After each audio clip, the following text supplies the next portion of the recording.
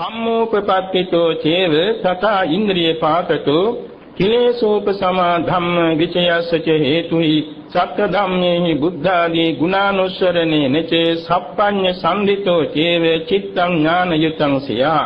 මේ ටීකාගත ගාථා පෙළක්. මේ සඳහන් වෙනවා කරන පින්කම ඥානයේ වැඩෙන පින්කමක් වීම නිසා කුසල්සිත ඥාන සම්ප්‍රයුක්ත වෙනවා. දැන් අපි මේ මහා පින්කමක නුවණින් යෙදුණා. 84000ක් ප්‍රදීපාලෝක පූජාවෙන් අපේ නුවණ වැඩෙන පින්කමක් කරගත්තා.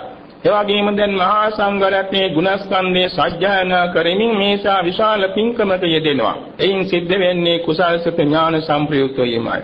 උපපත්තිතෝ කියන්නේ නිදුක් නිරෝගී සුවපත් ජීවිතයක් ලබාගෙන සිටීමයි.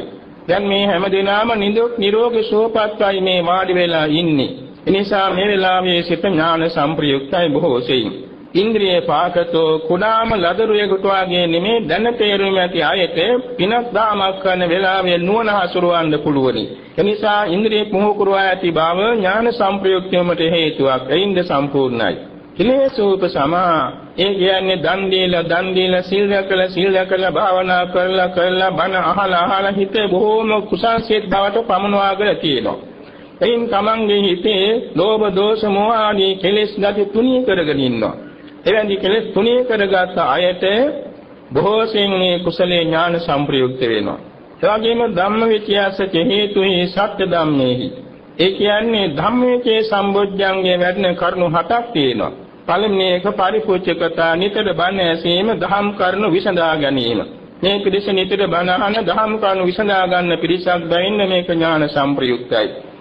එවාගෙම ඉන්ද්‍රිය සමර්ථ ප්‍රතිපාදනතා බොහෝසෙන් සද්ධා විරිය සති සමාධි ඥාන සමෝපීතවා ගන්න මේ කවුරුත් නිතර බලාපොරොත්තු වෙනවා. එයින් ඥාන සම්ප්‍රයුක්ත වෙනවා. එවාගෙම වක්ත විසද කිරියතා තමන්ගේ කයත් හිතත් බාහිර පරිසරයත් පිරිසුදු තබා ගැනීම. එයිනොත් මේ ස්ථානයේ පිරිසුදු තබා ගැනීමෙන් මේ කුසල් බොහෝසේ ඥාන සම්ප්‍රයුක්ත වෙනවා. දුප්පඤ්ඤ පුද්ගල පරිවර්ජනතා කුසල කුසල් නොදන්නා පුද්ගලයන් ඇසුරු කිරීමෙන් වැළකීම.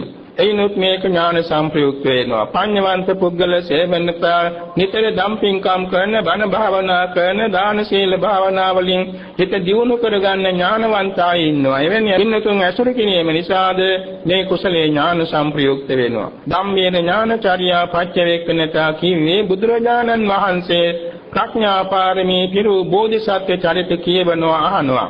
එවැගේම බුදු වෙලා දේශනා කළ නාම රූප ස්කන්ධ ආයතන ධාතු ඉන්ද්‍රිය ප්‍රතිසම්පාද ආදී ගැඹුරු ධර්මයන් නිතර අහනවා. නිතර මේවා මෙනෙහි කරනවා. එයින්ද කුසල ඥාන සම්ප්‍රයුක්ත වෙනවා.